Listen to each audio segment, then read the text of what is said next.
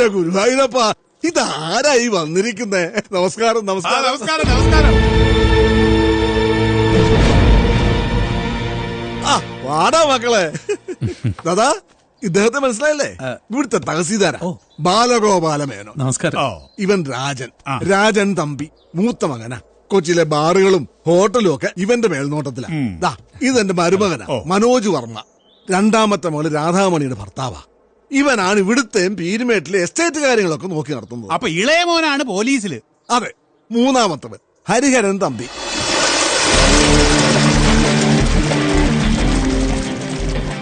അവൻ city police കമ്മീഷണറായിട്ട് charge എടുത്തിട്ട് 2 മാസമേ ആയുള്ളൂ. ഇനി അവനൊരു പെണ്ണന്വേഷിക്കുന്ന തിരക്കിലായിപ്പോ ഞങ്ങള്.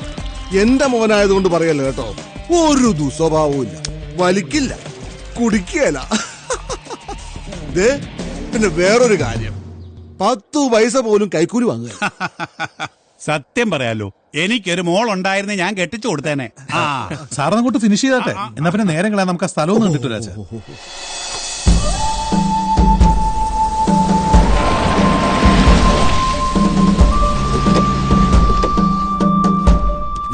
ഈ കാണുന്ന 450 ഏക്കർ സ്ഥലമാണ് ഞാൻ പറഞ്ഞത്. ഇതെന്റെ അച്ഛനപ്പന്മാരുടെ കാലം മുതൽ കൈവശം വെച്ചുകൊണ്ടിരിക്കുന്ന ഭൂമിയാണെന്ന് വരുത്തണം. ഈ പുഴയ്ക്ക് അപ്പുറം ഇപ്പുറം ചേർന്ന് കിടക്കുന്ന സ്ഥലം ഒരു റിസോർട്ടിന് പറ്റിയതാണെന്ന് അളിയൻ പറയുന്നത്. ഒരു കനേഡിയൻ ഗ്രൂപ്പ് കമ്പനിയുമായി കൊളാബറേഷൻ, പാരാഗ്ലൈഡിംഗ് വിത്ത് ഹെലിപാഡ്. ഒരു സ്റ്റാർ കാറ്റഗറിയിലുള്ള ബിഗ് പ്രോജക്റ്റ് ആണ് ഞങ്ങളുടെ ലക്ഷ്യം. അതിന് ബാങ്ക് ലോൺ എടുക്കണമെങ്കിൽ പേപ്പേഴ്സ് എല്ലാം കറക്റ്റ് ആക്കണം. നിലവിൽ പ്രമാണമില്ലാത്ത ഈ ഭൂമിക്ക് പട്ടയം ഉണ്ടാക്കണം, കരമടയ്ക്കണം. അതെ അതെ. പിന്നെ ഭൂമിയിൽ വേറെ ആരും അവകാശം പറഞ്ഞിട്ടില്ലാത്ത സ്ഥിതിക്ക് അതൊക്കെ അങ്ങ് നടക്കും. നടന്നു കിട്ടിയാൽ സാർ ആഗ്രഹിച്ചതുപോലെ എറണാകുളം നഗരത്തില് ഒരു ഫ്ലാറ്റ് രജിസ്റ്റർ ചെയ്ത് കീ അങ്ങ് കയ്യിലോട്ട് തരും. പിന്നെ അല്ലാണ്ട്. പക്ഷേ ഈ കാര്യത്തിൽ ഞാൻ മാത്രം വിചാരിച്ചാ പോരാ, റവന്യൂ മന്ത്രിയെ കൂടി ഒന്ന് പിടിച്ചോണം. ഈ സ്ഥലം മുമ്പ് ആരുടെ പേരിലും രജിസ്റ്റർ ചെയ്തിട്ടില്ലെന്നും വേറെ അവകാശികൾ ആരുമില്ലെന്നും പട്ടയം അനുവദിക്കാൻ മറ്റു തടസ്സങ്ങളൊന്നുമില്ലെന്നും വില്ലേജ് ഓഫീസർ സർട്ടിഫൈ ചെയ്ത് താലൂക്ക് ഓഫീസിലേക്ക് ഫോർവേഡ് ചെയ്യിക്കണം, എന്റെ ടേബിളിലേക്ക്. വില്ലേജ് ഓഫീസറെ ഞാൻ വിളിച്ചു പറയാം.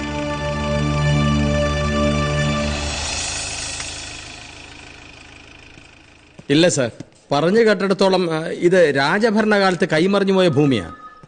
100-100 കൊല്ലം പഴക്കമുള്ള ചെമ്പ് പട്ടയങ്ങളുടെ ഡീറ്റെയിൽസ് ഇവിടെ റാക്കി കാണാൻ സാധ്യതയുണ്ട്. അതൊക്കെ പരിശോധിക്കാനുള്ള ഒരു സാവകാശം വേണം.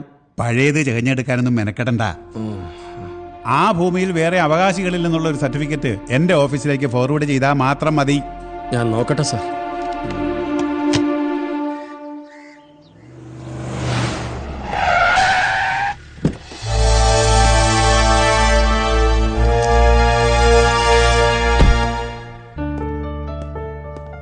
വാടാ മക്കളെ.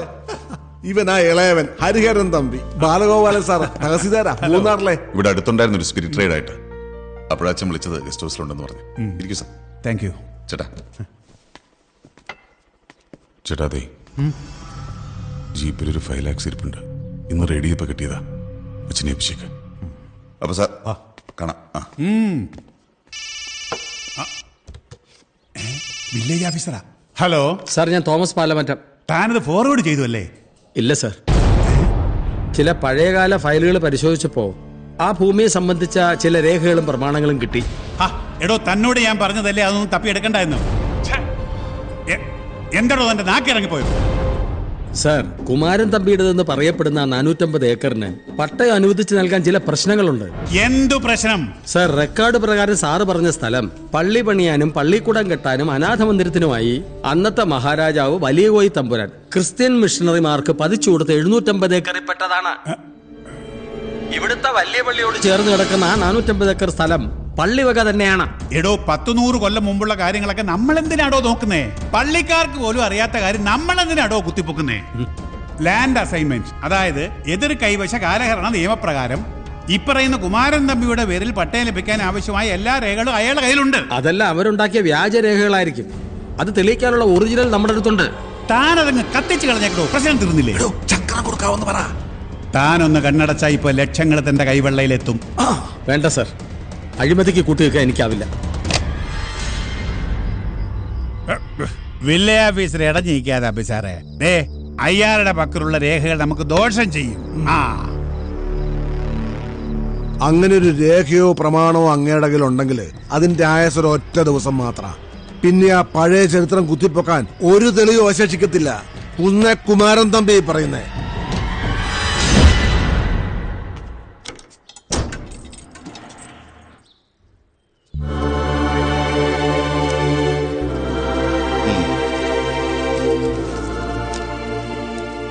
ഇനി ഈ പ്രമാണം വില്ലേജ് ഓഫീസിൽ സുരക്ഷിതമായി ഇരിക്കില്ല എന്നല്ല നിശ്ചയമുള്ളതുകൊണ്ടാ ഇത് ഇച്ചായനെ ഏൽപ്പിക്കുന്നത്. ഇനി നീ വന്ന് ചോദിച്ചാൽ മാത്രമേ ഈ പ്രമാണങ്ങൾ ഈ ലോക്കറിൽ നിന്ന് പുറത്തെടുക്കൂ.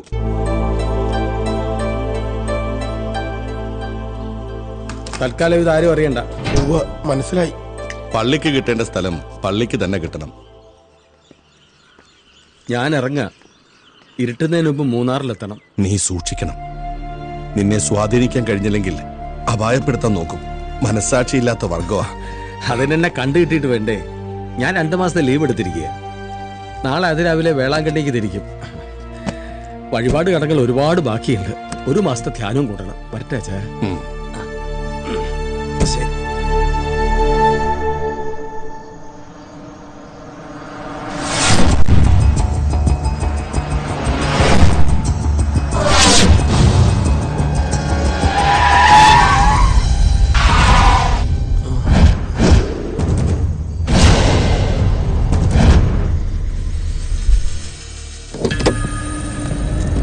ഓ കൊച്ചുതമാ എങ്ങോട്ടാ ഇത്ര ധൃതിയില്? പേടിക്കണ്ട, ഇറങ്ങണോ. ഞങ്ങളൊന്നും ചെയ്യില്ല. എനിക്കാണ് കിടന്നിട്ട് ഉറക്കം വരുന്നില്ല. കൊച്ചുതോമ എനിക്ക് ചെയ്തു തരാൻ പോകുന്ന ഉപകാരത്തിന് എന്ത് പ്രത്യുപകാരം ചെയ്യുമെന്ന് ഓർത്തിട്ട് ഇവൻ പറഞ്ഞു 2 ലക്ഷം കൊടുക്കാൻ. ഞാൻ പറഞ്ഞു അത് പോരാ, ഇത് 4 ലക്ഷം ഉണ്ട്. എനിക്ക് വേണ്ട, ഞാനിത് വാങ്ങില്ല. ഈശ്വര, കാശലർജിയായ മനുഷ്യനെ ആദ്യമായിട്ട് കാണുക. വേണ്ടെങ്കി വേണ്ട. അച്ഛാ ദേ ബാഗ്. തുറന്നു നോക്കടാ. അതെടുക്കരുത്. പെടക്കാതെ ഇങ്ങോട്ട് വാടോ ഇങ്ങോട്ട്. എനിക്ക് ആവശ്യമുള്ള കുറെ പ്രമാണങ്ങളും രേഖകളും വില്ലേജ് ഓഫീസിൽ കാണുന്നില്ല. അത് ഈ ബാഗിനകത്ത് കാണുമായിരിക്കും.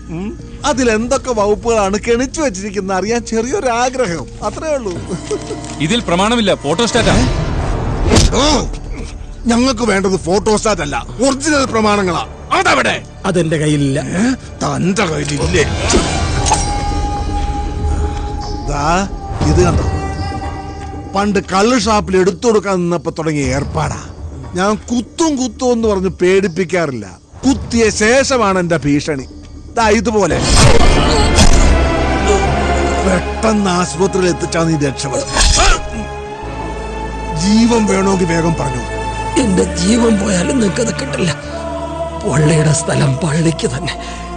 നീതിക്ക് വേണ്ടി പോരാടാൻ എന്റെ ഇച്ഛാനുണ്ടാവും.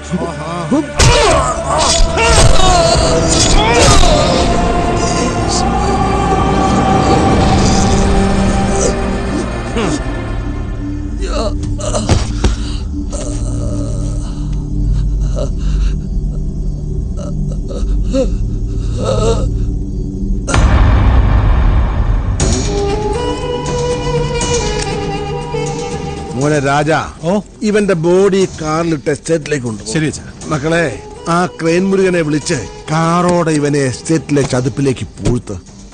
പൊടി പോലും പുറം ലോകം കാണരുത്.